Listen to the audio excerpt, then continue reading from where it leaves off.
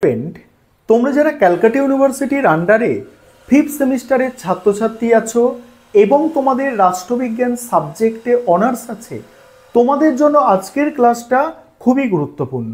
আজকের ক্লাসে তোমাদের ডিএসসি A1 পেপারের 100% কমনযোগ্য বড় প্রশ্নের সাজেশন নিয়ে আলোচনা করব।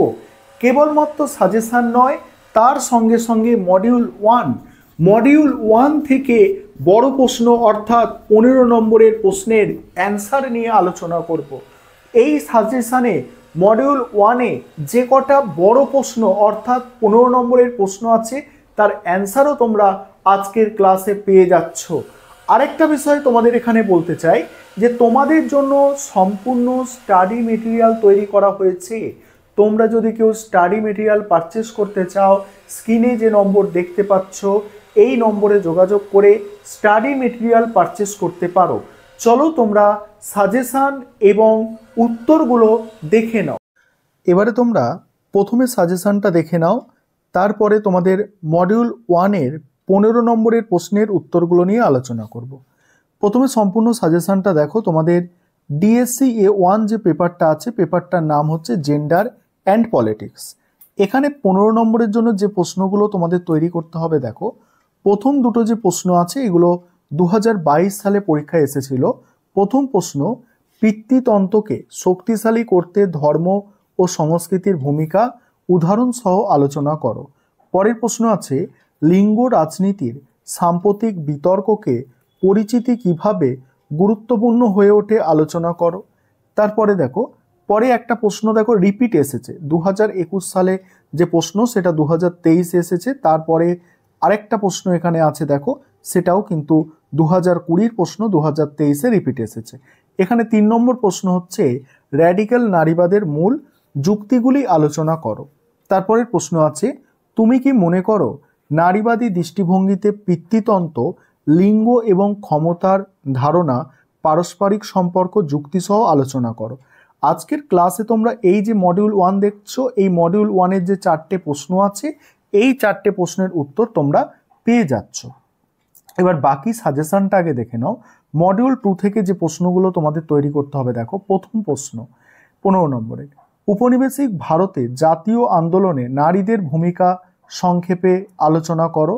তারপরে প্রশ্ন আছে, অদৃশ্য শ্রম বলতে কি বোঝো, ভারতে মহিলাদের অর্থনৈতিক অবস্থানের ওপরে এর প্রভাব আলোচনা করো। পরের প্রশ্ন, ভারতে মহিলাদের রাজনৈতিক ক্ষমতায়নে নারী আন্দোলনের ভূমিকা ব্যাখ্যা করো। নেক্সট আছে, ভারতে শ্রম অর্থনীতিতে নারীর ভূমিকার ওপর একটি টিকা লেখো। তারপরের প্রশ্ন, সাম্প্রতিক ভারতে নারী আন্দোলনের সত্তার প্রশ্নটি কি ভূমিকা পালন করে।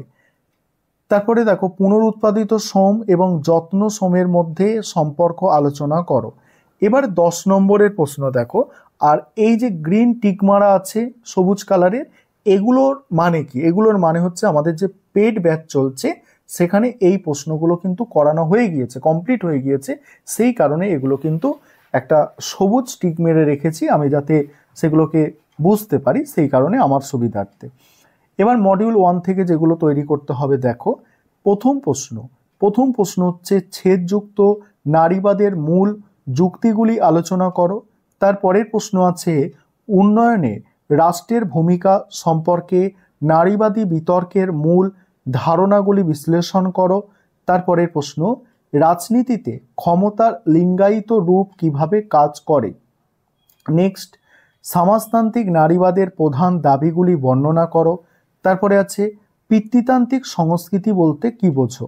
নেক্সট দেখো, ব্যক্তিগত হলো রাজনৈতিক, বিবৃতিটি ব্যাখ্যা করো।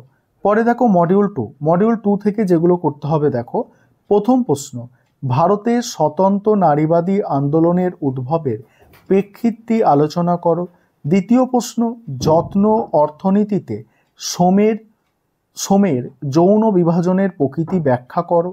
তারপরের প্রশ্ন আছে, গার্হস্থ্য হিংসা নিবারণ সংক্রান্ত আইনের সংক্ষিপ্ত বর্ণনা দাও। নেক্সট আছে দেখো, ভারতে যৌন শ্রমিক আন্দোলনের ওপর একটি সংক্ষিপ্ত টিকা লেখো। পরের প্রশ্ন, ভারতে স্বতন্ত্র নারীবাদী আন্দোলনের উদ্ভবের প্রেক্ষিতটি বিশ্লেষণ করো। তারপরের প্রশ্ন, নারীদের প্রজনন অধিকার সংক্রান্ত মূল দাবিগুলি আলোচনা করো। এবারে অন্যান্য যে প্রশ্নগুলো আছে তোমরা দেখে নাও, যারা পারবে তোমরা অন্যান্য যে প্রশ্নগুলো দিয়ে রেখেছি তোমরা দেখে যেতে পারো, তোমাদের সিলেবাস থেকে এইসব অন্যান্য প্রশ্ন হতে পারে। তবে যেগুলো আমি মূল সাজেশানে রেখেছি ওগুলো ভালো করে দেখবে, তারপর সময় থাকলে এগুলো দেখতে পারো। এবারে তোমরা প্রথম 4টে প্রশ্নের উত্তর দেখে নাও। প্রথম প্রশ্ন যেটা ছিল, পিতৃতন্ত্রকে শক্তিশালী করতে ধর্ম ও সংস্কৃতির ভূমিকা উদাহরণসহ আলোচনা করো। দেখো প্রথম প্রশ্নের অ্যান্সারটা দেখো, প্রথমে তোমাদের একটা ইন্ট্রোডাকশন অর্থাৎ ভূমিকা লিখতে হবে, তারপরে ধর্মের ভূমিকা আছে, সেখানে পয়েন্টগুলো দেখো, ধর্মীয় গ্রন্থ ও পিতৃতন্ত্রের প্রসার, নেক্সট আছে দেখো ধর্মীয় আচার ও প্রথা, তারপরের পয়েন্ট দেখো, পরের পয়েন্ট আছে ধর্মীয় নেতাদের প্রচার। এবার সংস্কৃতির ভূমিকাতেও সেইভাবে পয়েন্ট আছে, নারীর ভূমিকা নির্ধারণ, নেক্সট আছে প্রথাগত মূল্যবোধ ও সামাজিক নিয়ম, তারপরে আছে পরিবার এবং সামাজিক নিয়ম, নেক্সট শিক্ষা ও সংস্কৃতি চর্চা, তারপরে দেখো পিতৃতন্ত্র শক্তিশালী হওয়ার ফলাফল। এবার একটা পয়েন্ট আছে পিতৃতন্ত্র শক্তিশালী হওয়ার ফলাফল, তারপরেই পাবে তোমরা উপসংহার। এবার দ্বিতীয় প্রশ্ন দেখো, দ্বিতীয় প্রশ্ন ছিল লিঙ্গ রাজনীতির সাম্প্রতিক বিতর্কে পরিচিতি কিভাবে গুরুত্বপূর্ণ হয়ে ওঠে আলোচনা করো। এই প্রশ্নের অ্যান্সারটা দেখো, প্রথমে একটা ইন্ট্রোডাকশন, তারপরে লিঙ্গ রাজনীতির পরিচিতির গুরুত্ব, এখানে প্রথম দুটো পয়েন্ট দেখো কি কি আছে, সামাজিক ও সাংস্কৃতিক প্রভাব আর হচ্ছে রাজনৈতিক প্রতিনিধিত্ব। তারপরের পয়েন্ট হচ্ছে দেখো ইন্টারসেক্সুয়ালিটি, তারপরে দেখো আইন ও নীতিগত পরিবর্তন, নেক্সট আছে দেখো লিঙ্গ রাজনীতির পরিচিতির সাম্প্রতিক বিতর্ক।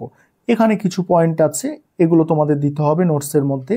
তারপরে দেখো পরে আছে উপসংহার।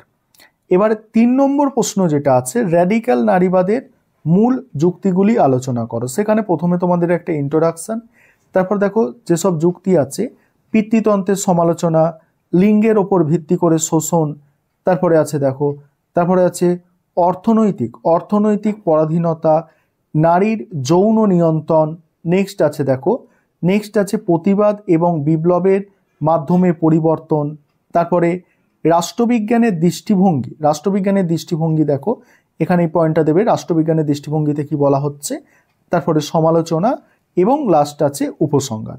এবং শেষ যে প্রশ্নটা আছে এখান থেকে দেখো, তুমি কি মনে করো নারীবাদী দৃষ্টিভঙ্গি পিতৃতন্ত্র, লিঙ্গ এবং ক্ষমতার ধারণা পারস্পরিক সম্পর্কিত যুক্তি সহ আলোচনা করো। এখানে প্রথমে আছে ভূমিকা, তারপরে আছে পিতৃতন্ত্র, তারপর লিঙ্গ, তারপরে আছে দেখো ক্ষমতা, নেক্সট আছে পিতৃতন্ত্র, লিঙ্গ, ক্ষমতার সম্পর্ক, নারীবাদী দৃষ্টিকোণ। এইভাবে কিন্তু নোটসটা আছে, দেখতে পাচ্ছ লাস্ট উপসংহার। এই ছিল তোমাদের সাজেশন প্লাস মডিউল 1-এর অ্যান্সার। আর কেউ যদি নোটস পারচেস করতে চাও অর্থাৎ স্টাডি মেটেরিয়াল পারচেস করতে চাও, সেক্ষেত্রে তোমরা স্ক্রিনে দেওয়া নম্বরে যোগাযোগ করতে পারো।